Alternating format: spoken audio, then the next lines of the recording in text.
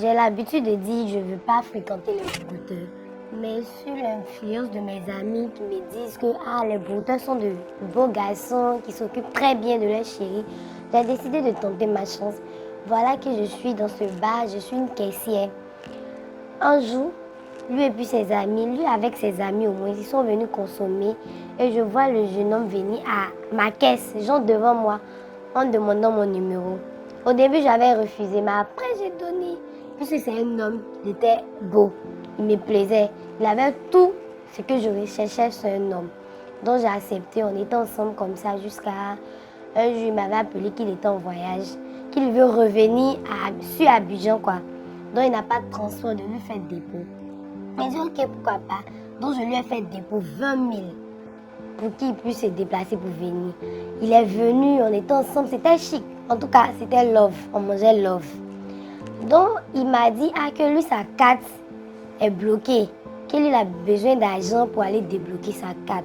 Donc comment je travaille, il savait que j'avais un peu. Et puis j'étais partie travailler pour pouvoir financer mes études pour l'année scolaire. Donc je me suis dit pourquoi pas. Je vais lui donner après là, il va me rapporter gros. Donc je lui ai donné 40, 50 000 ou bien 60 000 je crois. Je lui ai donné pour qu'il puisse débloquer sa carte. Donc c'était comme ça. Un jour, je l'appelle pour lui dire que je veux le voir. Il me dit lui il ne peut pas me voir. Il dit pourquoi? Il dit il est occupé. Donc j'ai senti quelque chose. Donc une fois on s'est croisés, son téléphone était dans sa main. Donc quelque chose m'a dit lance son numéro pour voir le nom qui est sur son téléphone. Je lance à ma grande surprise. À ma grande surprise, il met mon nom, mon prénom, je dis, avec l'endroit où je travaille. C'est ça qui est sur mon numéro. Oh, moi, ce mois, je vais trouver mon âme sœur. Celui avec qui je vais terminer, passer ma vie, tout ça. Je vois, je suis choquée. Tellement ça m'a traversée, je suis sortie. Et puis l'agent d'hôtel même là, c'est moi qui avais payé. Parce que j'avais vraiment envie de le voir. Il m'avait dit que sa carte était bloquée. Je me suis dit pourquoi pas, attends, je vais faire. Tellement ça m'a choquée, je suis rentrée. Et puis j'ai commencé à envoyer des messages pour l'insulter. Lui aussi, il ne s'est même pas gêné pour dire qu'il va me demander pardon. C'est resté comme ça. Depuis ce jour, le gars faisait bizarre avec moi.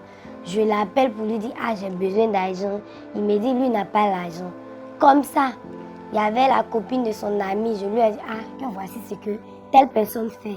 En tout cas, ça me fait très mal. Il faut essayer de parler avec lui. La fille a causé avec lui jusqu'à... C'est resté comme ça. Le malheur pour moi, dans tout ça, j'ai pris une grossesse. J'appelle le jeune pour lui dire je suis enceinte de lui. Il ne décroche pas, il ne répond pas. Je suis obligée de passer par la chérie de son ami pour pouvoir communiquer avec lui. Il me dit qu'il n'aime pas l'auteur de ma grossesse, que moi d'aller chercher l'auteur de ma grossesse. Or, j'étais en 2e année de BTS. Mes parents ne sont pas ici. Mes parents sont au village. Je suis venue me chercher. Je fais quoi avec une grossesse? Moi, je lui ai demandé, ok, comme tu ne veux pas assumer ta responsabilité, je te demande pardon pour l'amour de Dieu, de m'aider à pouvoir me débarrasser de cette grossesse. L'amour et puis toi, ça serait ni vu, ni connu. Comme tu ne veux pas marcher avec moi, je crois que tu as trouvé mieux ailleurs. C'est cela que tu veux m'abandonner. Mais moi, ce n'est pas grave. Tous les sacrifices que j'ai faits là, je laisse pour moi à Dieu. Mais actuellement, je n'ai rien. Parce que mes petites économies que j'avais là, je t'ai donné sous prétexte que tu allais me rembourser. Donc je n'ai rien, je te demande pardon. Le jeune dit il ne peut pas. Ses amis ont parlé, il dit il ne peut pas, qu'il lui n'aime pas l'auteur de ma grossesse. Je vais faire comment? Il est obligé de venir voir une camarade pour lui demander pardon de me compléter. L'argent même que je vais prendre pour faire ça, c'était l'argent de ma scolarité. Il est obligé d'en donner 30 000 dans ma scolarité pour pouvoir faire ça. Et ma camarade aussi m'a donné de l'argent pour mes petits soins, tout ça là.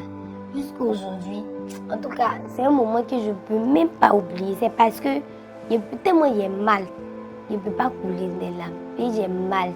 Il y a plus juste que je suis fatiguée. C'est le moment de ma vie que je ne peux jamais oublier. Aujourd'hui, voici cet homme. On se regarde des statues jusqu'à il me dit lui veut revenir.